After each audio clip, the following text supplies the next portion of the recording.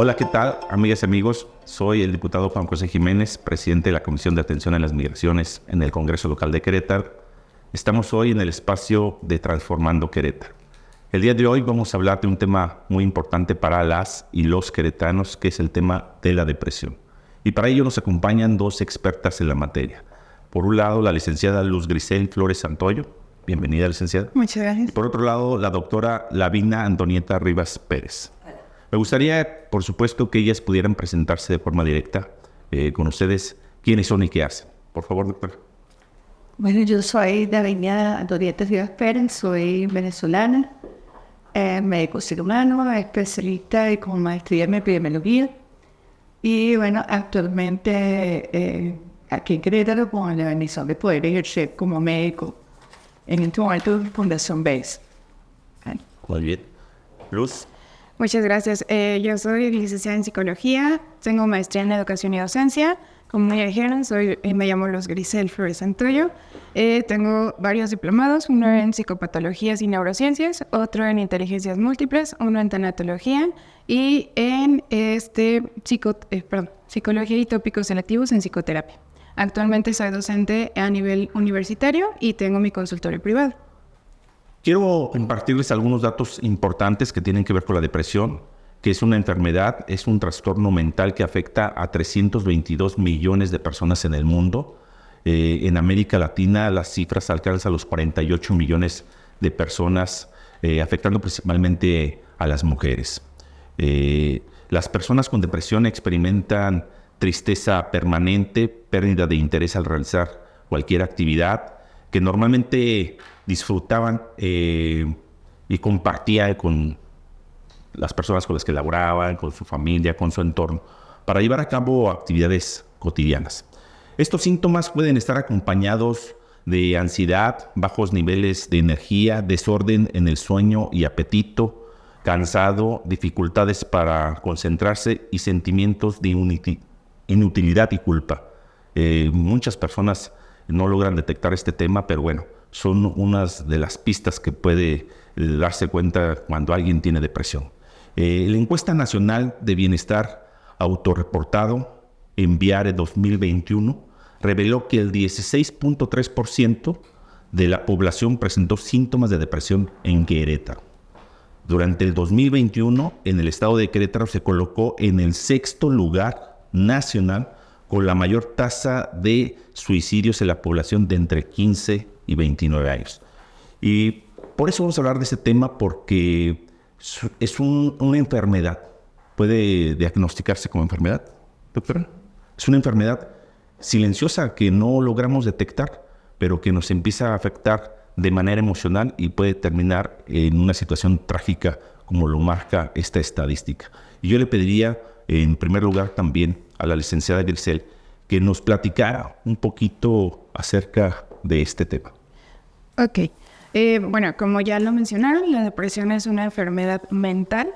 Querétaro sí es uno de los estados a nivel federal que presenta más niveles de suicidio y por ende pues está relacionado con la depresión. ¿Pero qué es? Bueno, de acuerdo al DSM-5, son síntomas que se tienen que presentar por una temporalidad, porque siempre malinterpretamos tristeza con depresión. La tristeza es una emoción que se presenta por corto tiempo. La depresión es cuando yo presento tristeza por gran cantidad de tiempo. Estamos hablando de 6 a 7 meses en adelante. ¿Cómo empezar a identificar? Porque genuinamente hoy por hoy, por las redes sociales y por el entorno tecnológico que tenemos y la mucha información, malinterpretamos cuando estamos teniendo un tema depresivo o cuando tenemos un tema tristeza.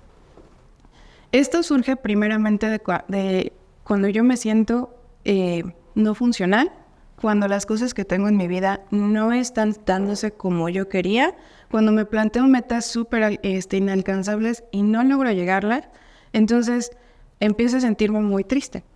No, es que esto no está funcionando, es que no está pasando, sumado a las cotidianidades. En nuestra vida cotidiana tenemos N cantidad de pérdidas. Que cambia de escuela, que los chiquitos desde cambios físicos, los adolescentes son los que presentan más síntomas depresivos por los cambios que presentan por la edad natural. la escuela, los novios, las amistades, que me cambié de casa, que me cambié de ciudad.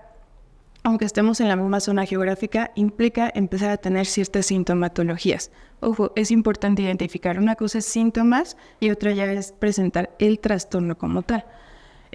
¿Cómo empezar a identificar? Pues simplemente el que ya no tengo ganas de. Me siento muy desmotivado. Sí, tengo que ir a trabajar, pero pues no me dan ganas de ir a trabajar. Físicamente, mi expresión tiene que ser muy apagada, la mirada perdida. Si me están hablando, no presto mucha atención a lo que me están diciendo, ya no presto interés a salir con las amistades, a tener una vida social activa. Entonces, desde ahí ya empiezo a identificar que estoy teniendo sintomatología de una posible depresión.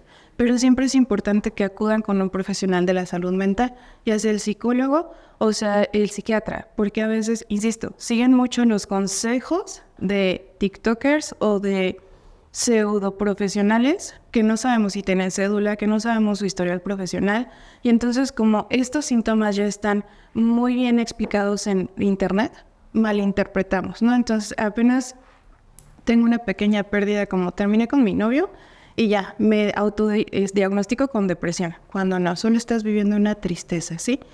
En caso de que no atendamos una tristeza que se va prolongando por tiempo, entonces ya generamos algo que se llama trastorno de depresión, ¿sí? ¿Y cómo lo empezamos a definir? Bajo el DSM-5, que es la Biblia que los psicólogos y los psiquiatras usamos para realmente decir, si estás teniendo un trastorno depresivo.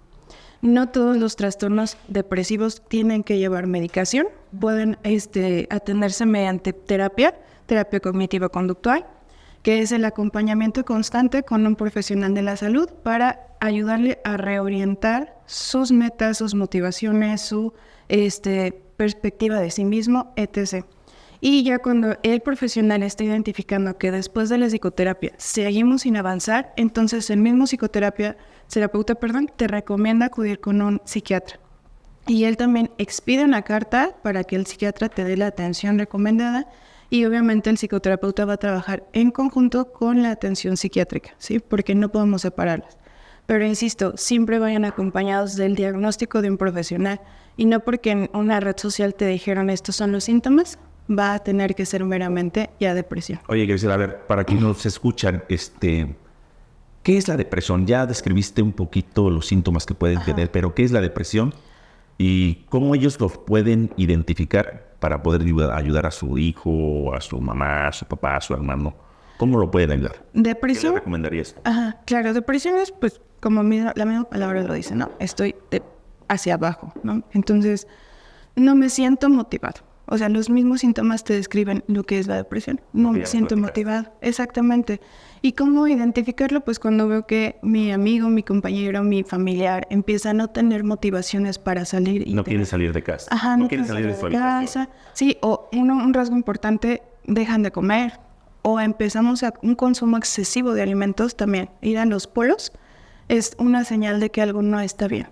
Exceso de dormir. Un chavito, por ejemplo, los adolescentes tienden mucho a dormir pues constantemente, horas largas, pero cuando eso se prolonga, es decir, que en la tarde de plano no sale, todo el tiempo está en su cuarto, es una señal. Si un adulto de repente dice, sabes que no quiero trabajar, empieza a tener muchas faltas en su trabajo y no hay una motivación real, entonces ya hay que tener o empezar a prestar atención.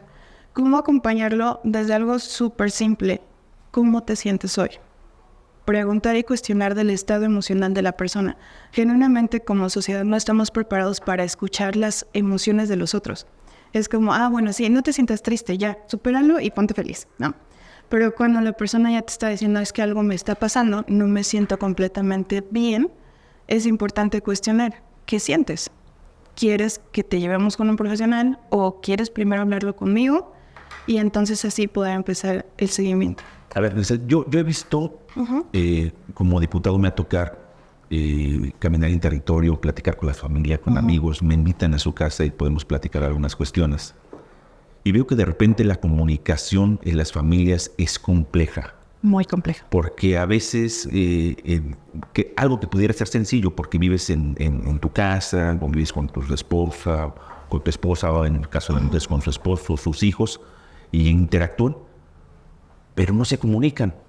O sea, A veces las cuestiones emocionales son un poco más complejas, aunque tengan esa familiaridad y tengan esa cercanía, no se comparten. Yo he visto que muchas veces, en el caso de los jóvenes, que este dato es muy importante, porque además Querétaro ocupa un 6º lugar, que muchas veces buscan mejor a un amigo o a una amiga con quien poder platicar ese tipo de cuestiones, porque no se sienten cómodos al platicarlo en familia. Por ende, a veces los papás no logran detectar, porque además no tienen comunicación de una manera directa para este tipo de situaciones que empiezan a... Yo me imagino que es algo así como el cáncer, ¿no?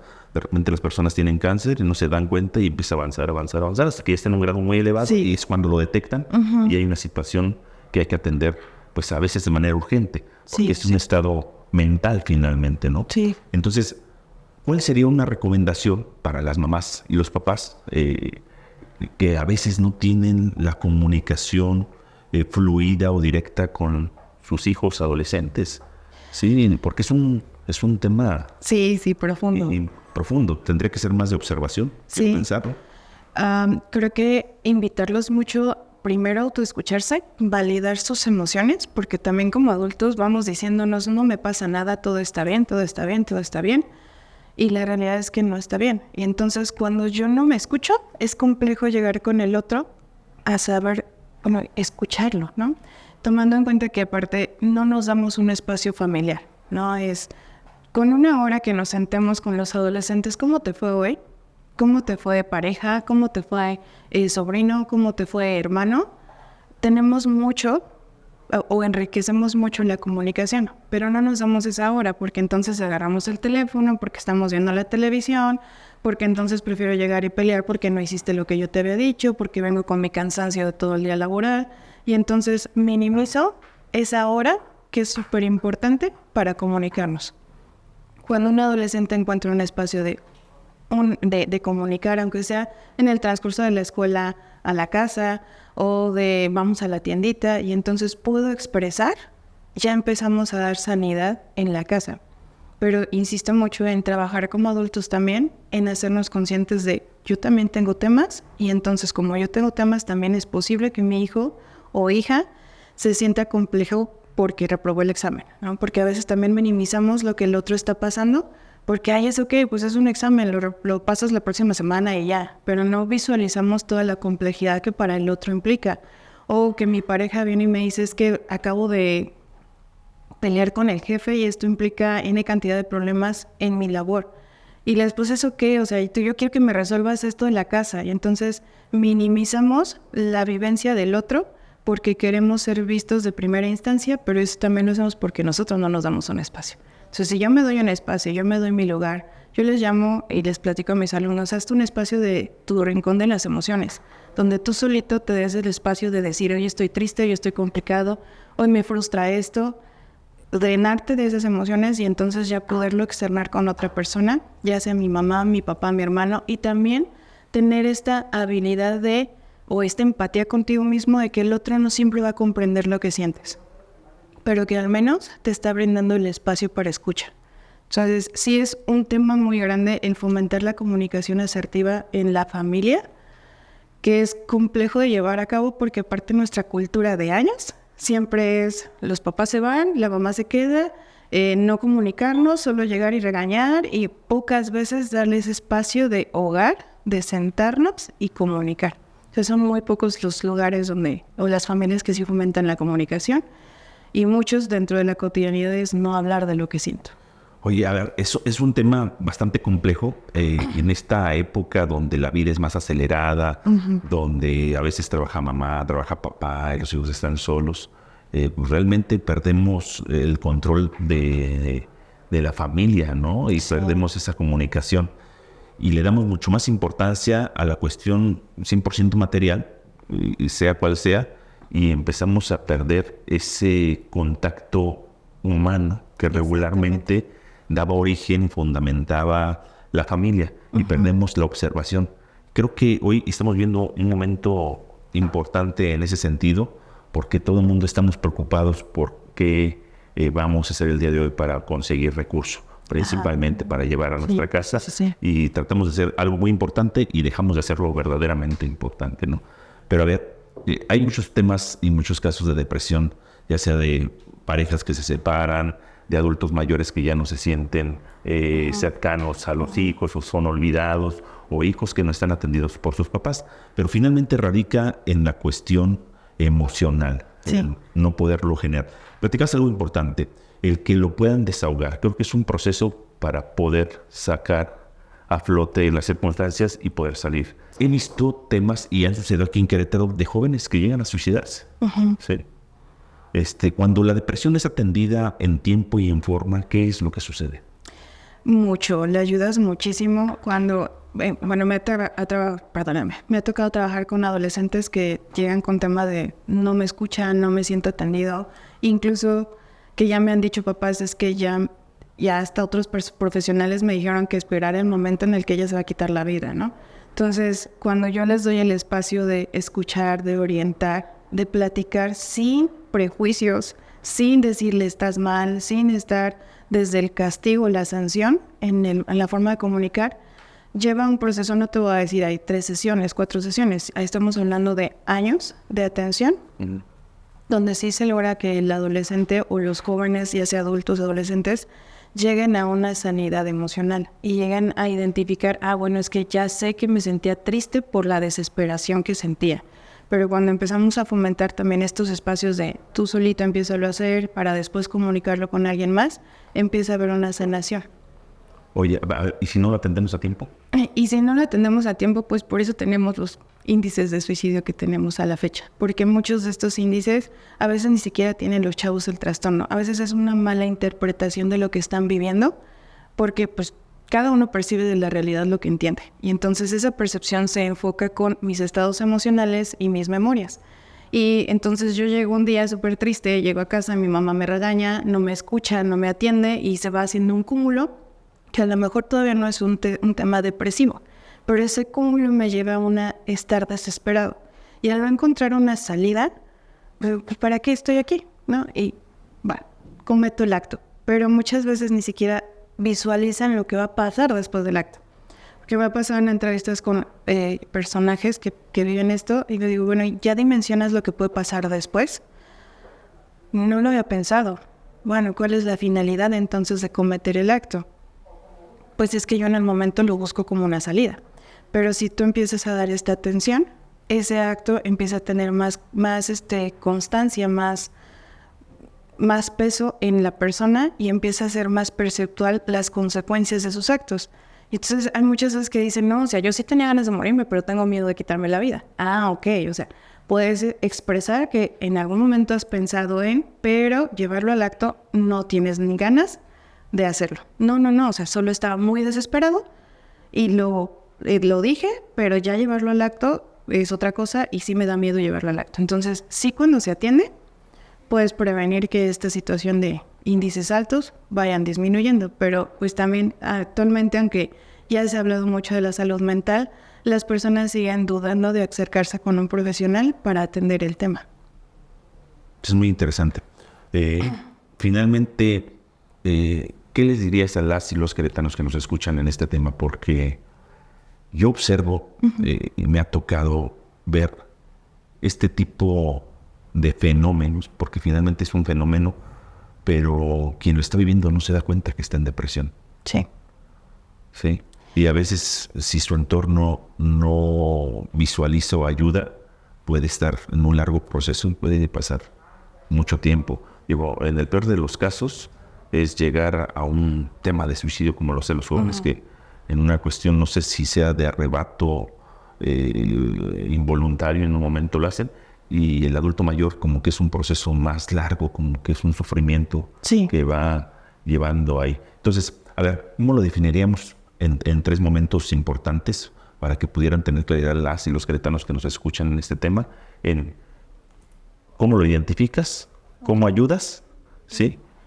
Y cómo se atiende. Ok. ¿Cómo identificarlo? Desde que yo me siento desmotivado, que no tengo ganas de, es una señal de vamos a atendernos. ¿Qué hacer? Puedes acudir en las escuelas actualmente, al menos en Querétaro. Sé que en todas las escuelas cuentan mínimo con un psicólogo. Entonces puedes acudir con el psicólogo de la escuela a pedir ayuda. Si es el caso de un adulto mayor, también tenemos líneas, el Estado cuenta con líneas 077, si no mal recuerdo, que promueven el apoyo desde llamadas para orientación en caso de tener una situación de dudas de cómo me estoy sintiendo y cómo atenderlo.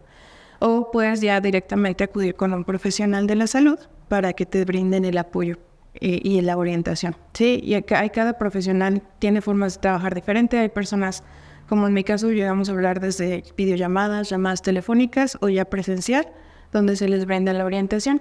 Y el tratamiento que se lleva va a depender del profesional con el que estés. Genéricamente hablamos más de terapia cognitiva conductual. Esta se enfoca principalmente en evaluar cuáles son mis pensamientos, de dónde vienen y cuáles son mis conductas a partir de mis pensamientos. Analizar esos pensamientos para poder mejorar nuestra conducta. Pero eso va a depender del profesional que nos esté atendiendo. Muy bien. Y bueno, también que nos acompaña aquí la doctora Lavinia, es importante porque hoy en Querétaro tenemos un alto índice de migración. Querétaro está creciendo rápidamente porque tenemos personas que día a día llegan a Querétaro. Estamos hablando de alrededor de entre 120 y 150 personas que llegan a Querétaro diariamente. Esto es un número impresionante porque estaríamos hablando de entre 4.200 y 5.000 personas mensuales, ¿sí? Y estaríamos hablando prácticamente de entre 55.000 y 60.000 personas por año, ¿sí?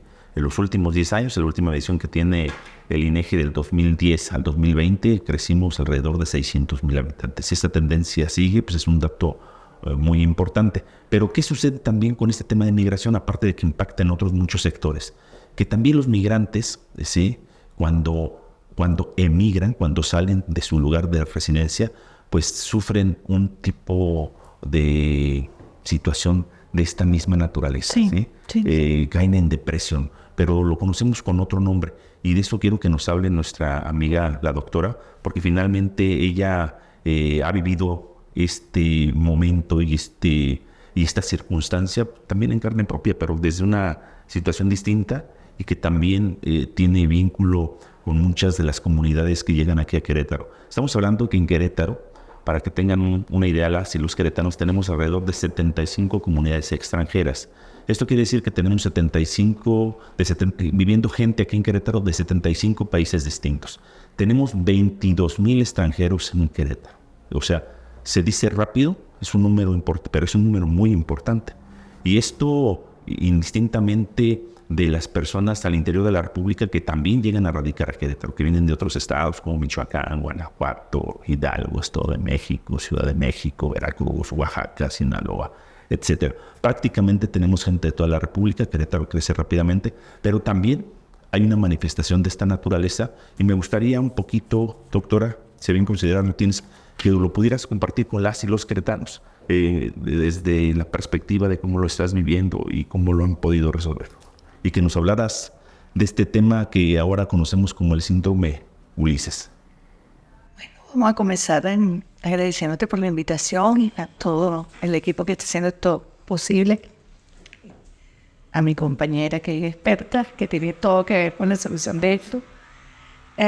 Y bueno, un poquito para comentar sobre el síndrome de Ulises. Es un término que se introduce en el 2002 por el doctor Josep Achotegui, psiquiatra español. Y ellos empiezan a notar en una consulta que tenían de atención a migrantes que habían ciertas características comunes en migrantes que estaban haciendo ese movimiento, esa movilización en condiciones extremas. ¿Okay? Inclusive refieren que para el año 90 la gente iba y venía sin mucho lío, pues, pero hay un punto en que estos muros entre países empiezan a hacer que la situación se haga más difícil al momento de movilizarse. La guerra, las carencias y tantas cosas hacen que la gente necesite salir para, en general, buscar mejores condiciones de vida. Y cuando empezamos nosotros entonces a hablar de síndrome de Ulises, empezamos a hablar de personas que tienen un duelo migratorio que es múltiple y que están sometidas a un estrés crónico y sostenido. Ahí hablamos de síndrome de Ulises porque son personas que no han logrado en un momento determinado manejar, cerrar esos duelos. ¿Okay? Yo salgo de un trabajo, salgo de un colegio, como bien lo explicaba Luz, y bueno, digamos que hago una reorganización, ¿okay? En mi personalidad, en mi relación con el contexto, y yo de alguna manera empiezo a mirar la bondad, empiezo a adaptarme, entro en aceptación. ¿Qué pasa con el síndrome de Ulises? En el caso del migrante, este migrante ha estado sometido a... Primero tiene mucho que ver con la vulnerabilidad personal del que migra, ¿ok? ¿Qué tan vulnerable soy yo? ¿Cómo vengo yo como ser humano? Y segundo, tiene que ver con los estresores que están vinculados al entorno donde yo me estoy moviendo, a la nueva sociedad, al país de acogida en donde estoy. Sí, claro. A ver, yo creo que se enfrentan primero a un tema de que tienen que desplazarse. Exacto. ¿Sí? Tienen que abandonar algo, o sea, su raíz, su origen, sus cosas, su tierra, su casa. Sí. Ahí comienza. Y tienen que moverse por diferentes motivos, ¿no? Pero, ¿cómo se presenta este fenómeno? ¿Qué lo diferencia al síndrome de Ulises de lo que ahorita hablamos de la depresión? Que finalmente es un tema que se vincula porque finalmente es a través de las emociones igual. Es correcto. Una cosa bien importante tiene que ver con el antecedente, ¿ok? O sea, síndrome de Ulises, para las personas en general, puede representar un tema que fácilmente se confunde con la depresión, ¿ok? ¿Y qué sucede? Que en el contexto del migrante, ¿ok? El síndrome de Ulises está dentro del escenario de la salud mental, un trastorno que tiene que ver con emociones, tiene que ver con el manejo de esas emociones, con cómo yo cierro mi duelo, con cómo yo soy capaz de entrar en una conducta proactiva, cómo soy capaz de insertarme en la nueva sociedad en la que estoy, cómo soy capaz de manejar el dolor que me produjo haber dejado a mi familia, a mis amores, a mis amigos. ¿Cómo es que yo de pronto puedo afrontar el duelo porque falló mi proyecto migratorio? Porque a lo mejor yo venía con una idea de hacer cosas y cuando llego al país de acogida resulta que nada que ver, que no tengo esa posibilidad, que es mentira, que eso que yo supuestamente venía a hacer, no, eso que me pintaron no es así como yo lo estoy viviendo. Ajá. La otra cosa tiene que ver con la lucha por la supervivencia. Y básicamente hay dos grandes puntos allí. El tema de cómo como y cómo alimento a la gente que se viene conmigo. Y dónde vivo, qué hago con el techo. Y la otra cosa tiene que ver con los riesgos físicos, ¿ok? Con lo que a mí me puede pasar en ese país al cual yo estoy llegando y cómo yo lo enfrento si no tengo un seguro, si no tengo capacidad de entrar, X. Entonces, ¿qué sucede? El síndrome de Ulises está en el borde entre la salud mental y la enfermedad mental. Y la migración, el hecho de entrar como migrante ya hace que tú, o la migración per se, pudiera considerarse como un factor de riesgo para entrar en depresión. Pero no significa que el que esté sometido a ese estrés múltiple, a ese duelo migratorio, que es un duelo además múltiple, que tiene que ver con la familia que yo dejé, que tiene que ver con el idioma, ¿ok? Inclusive aquí en México, hablando el español en muchos términos, o sea, que no son, o que pudieran ser parecidos pero con significados diferentes. El hecho del estatus que tú tenías. Bueno, yo soy médico en Venezuela, y todo el mundo la doctora Lavi, chévere. Ministerio de Salud, perfecto, una dirección nacional, proyección internacional, todo lo que tú quieras. Pero te eres para México, olvídate, fue lo que me dijeron. Cuando tú subes ese video, ya tú no eres la doctora Lavi. Así me lo dijeron. Y tienes que entender que tú llegas allá y simplemente vas a ser Lavinia Antonieta Rivas Pérez. Y ahí no eres médico. Gloria a Dios que en estos 3 años México me ha brindado esta oportunidad Pero cuando yo me vine,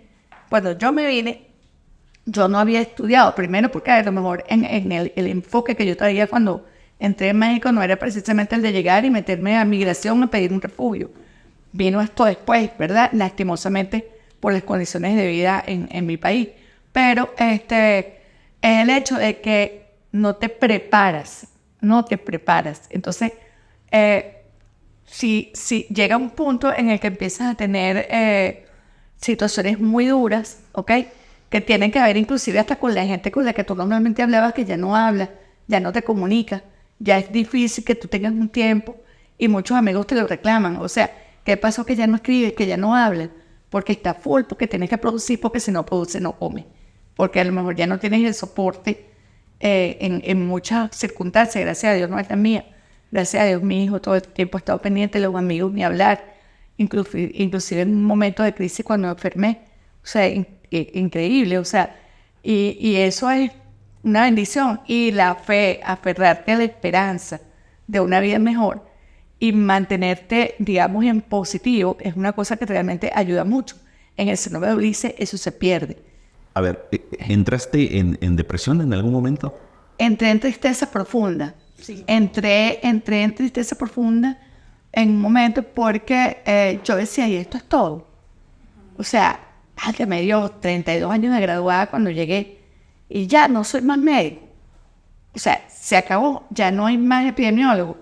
¿Qué pasó con todo esto que yo sé? Y yo oraba y decía, Señor, si yo he de quedarme aquí, permíteme darle a México esto de lo que yo sé. De Tristeza profunda, depresión. Sí. O sea, no entré en depre porque... ¿Cómo sé que no entré en depre? Porque yo, si bien es verdad que había momentos en donde a mí no me provocaba pararme de la cama. Eso es así, ¿ok? Pero eso como... ¿Pero eso fue depresión en algún momento? O Aunque sea, sea por... No, fue tristeza profunda. ¿Por qué? Porque yo llegaba y me anclaba en la esperanza. Yo decía, no, ya va. Sí, es verdad que yo no tengo ganas, pero ¿sabes qué? O sea, Estabas consciente. El sol salió, son 24 horas, Dios me está dando vida en este día y hay muchas cosas por hacer. Y yo, en el contexto donde inicialmente me estaba desenvolviendo, oye, veía que estaba haciendo aporte y de alguna manera el feedback de la gente que recibía esos aportes, bien un consejo, bien una orientación, bien un documento, un protocolo que escribía, bien una orientación, bien una escuela para padres, que me invitaran a formar parte de un team en donde yo podía estar participando como médico para decirle a la gente cuáles son las enfermedades comunes en la infancia. Wow, yo decía, ok, no tengo una cédula para ejercer como médico, pero de lo que yo sé está sirviendo para que muchas mamás aprendan qué hay que hacer, o muchas familias. Entonces eso era algo, es algo que permite que tú sigas en ese camino en positivo, ¿ok? Pero no todo el mundo logra salir. Y ahí es cuando pues mucha gente consulta. Hay un término que no sé si tú lo manejas, Luz. Mucha gente consulta por cefalea, por dolor de cabeza. Pero la gente consulta, muchos migrantes consultan por migraña. Y no sé si ves que hay la raíz común. Migrante, migraña. Entonces, para el doctor Achotegui, eso es algo que aprendí hace poquito, que él lo llama, o se debe llamarlo como inmigraña. Porque es como que la migraña típica del inmigrante, que no es más que una de las tantas manifestaciones del síndrome de Ulises, ¿ok? Y ahí es cuando viene la cosa interesante. O sea, yo voy y le consulto a Luz porque no puedo dormir. Pero Luz me va a mirar a mí y va a estudiar como psicólogo la raíz del problema que hace que yo no duermo. Técnicamente, ella es experta para hacer eso. Y me va a ayudar a mí, con esta terapia cognitivo-conductual para saber, una vez que yo identifique la raíz del desarrollo, cómo yo puedo empezar a salir. Ajá, perfectísimo. Pero a lo mejor no está mirando qué es lo que pasa, y no hablo del caso de Luz, que está experta en migraciones, sino que lastimosamente, muchísimos profesionales en el área de salud mental no están tomando en cuenta la existencia de esta condición, de este síndrome de Ulises, y de la expresión clínica del migrante que lo está viviendo. Y a lo mejor es un migrante que solamente que te consulta por insomnio. Yo misma, en una consulta, en un consultorio de atención primaria, estoy viendo gente que viene con unas contracturas musculares terribles, con dificultad para dormir, y cuando tú te das cuenta, resulta que cuando tú vas a hacer el check-in de los datos, no son de acá de Querétaro, y a lo mejor vienen de otro sitio. Y cuando tú te pones a ahondar un poquito más en todo lo que el tiempo permite, te das cuenta que hay gente que se ha tenido que cambiar de ciudad porque estaban sometidas a riesgo, porque estaban amenazados de muerte, porque le mataron a no sé quién, y entonces tuvieron que desplazarse. Y ahí estamos hablando de lo que tú mencionaste, que me parece importantísimo, y que no solamente este tema ocurre o afecta a la gente que está migrando a nivel internacional, sino a la gente que está migrando internamente dentro de México, ¿ok? Y este tema, bueno, yo porque soy epidemiólogo, porque me apasiona el tema, porque además soy migrante y puedo ver un poquito más allá cuál es la raíz del rollo. Y como siempre se lo digo, podré indicar relajantes musculares, podré indicar N cantidad de medicamentos, se te abre un hueco en el estómago, pierdes dinero y no resolviste el rollo, porque ahí no está la solución, ¿ok? Entonces, eso es una cuestión que es esencial. O sea, para poder prevenirlo, primero tienes el equipo que está manejando este tipo de pacientes que conocer acerca del síndrome para poder pretender identificar o poder pretender asociar estos síntomas con la posibilidad de la existencia del síndrome de Ulises, para entonces después derivarlo a donde hay que derivarlo. Y generalmente esto, gracias a Dios, se resuelve dentro del ámbito de la salud mental. Se resuelve con terapia cognitivo-conductual, se resuelve con acompañamiento, se resuelve con compartir, se resuelve, gracias a Dios, fomentando un mayor contacto con la familia, con los amigos, ¿ok? Se resuelve rompiendo con el tema de la reactividad. O sea, y por supuesto para eso necesita soporte, ¿ok? Mucha gente necesita soporte. Y entonces, afortunadamente, están los superpsicólogos. Fíjate que me recordaste, en aula tengo alumnos que son venezolanos o que son extranjeros, y si pones un punto importante, no todos los profesionales visualizamos toda la magnitud que implica el cambiarme. En estas últimas fechas hice una dinámica donde es la calaverita literaria, ¿no? Entonces aquí mi alumna dice, es que me da miedo, ¿qué es una calaverita? Y el hecho de sentarte a explicarle, mira, en México tenemos esta cultura, así se visualiza la muerte, es esto. Ah, ya entendí, pero sí tienen este choque cultural, aunque digamos está en una situación cómoda. Ajá. O de privilegio, no quita que tengas un choque cultural y que no presentas depresión, pero presentas los síntomas que te llevan a tener este síndrome, ¿no? Entonces, no presentaste una depresión como tal, pero sí tuviste culpa, tristeza, frustración, porque como bien mencionaba la colega, venimos de duelos.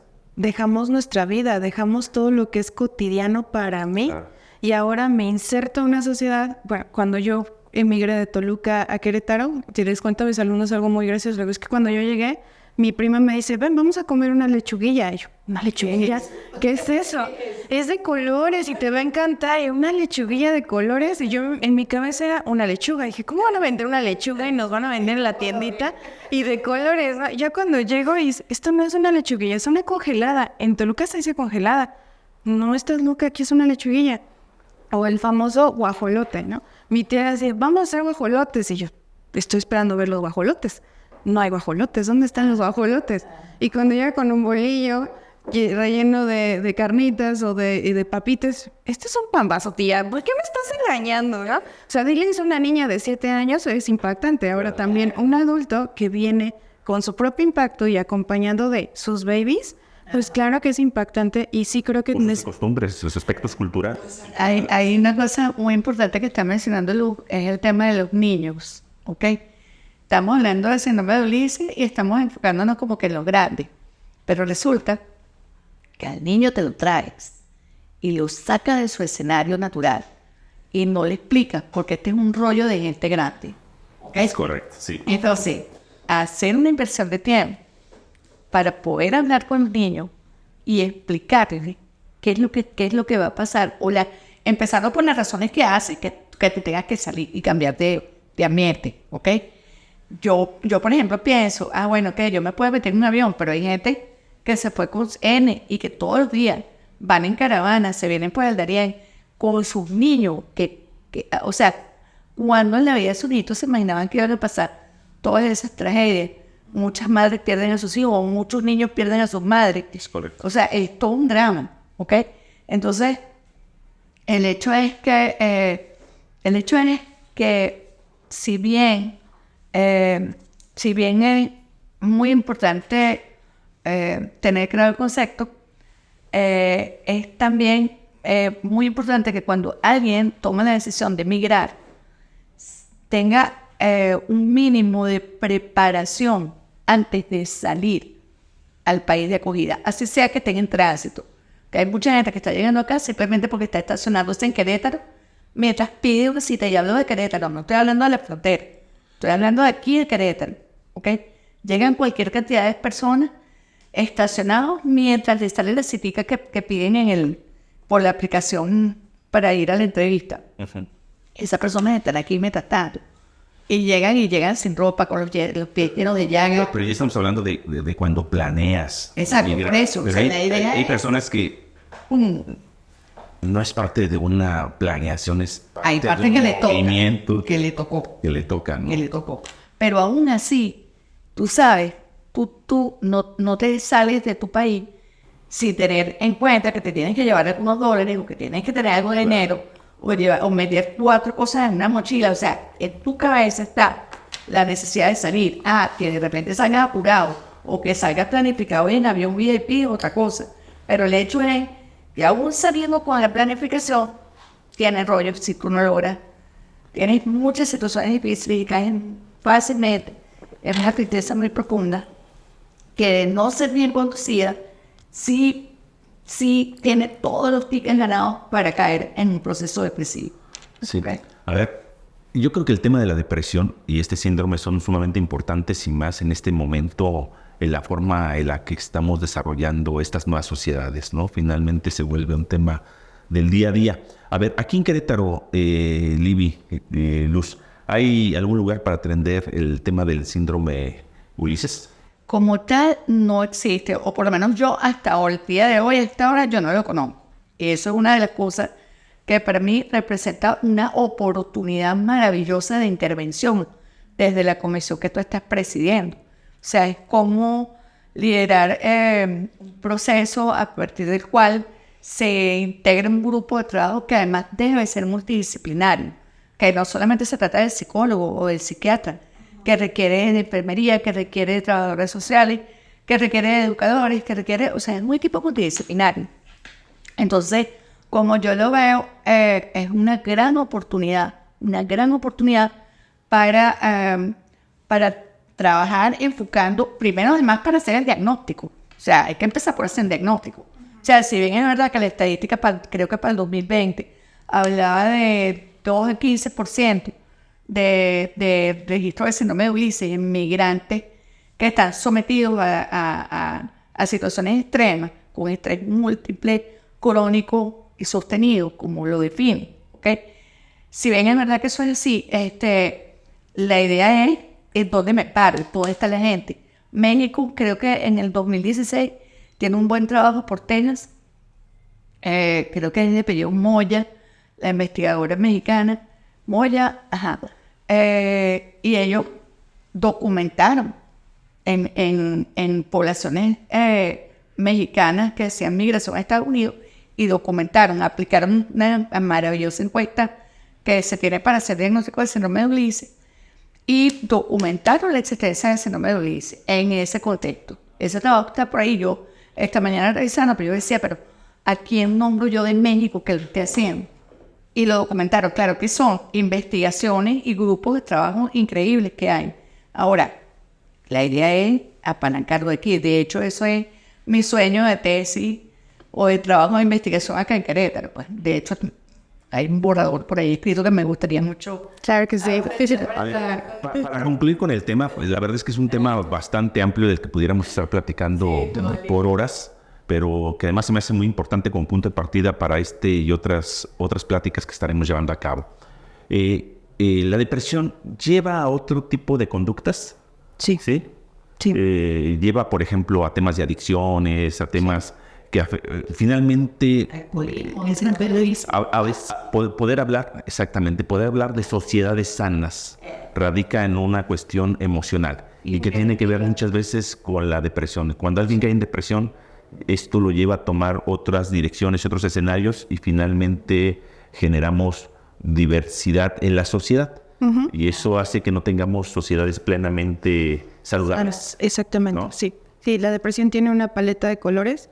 Ahorita estamos enfocándola a definirla y también enlazarla con lo que pasa en las personas que emigran, porque también lo viven, pero también es una un parteaguas para presentar alcoholismo, adicciones, conductas antisociales, que nos llevan a tener una sociedad enferma que lacera a quienes llevan una calidad de vida o a quienes buscan calidad de vida.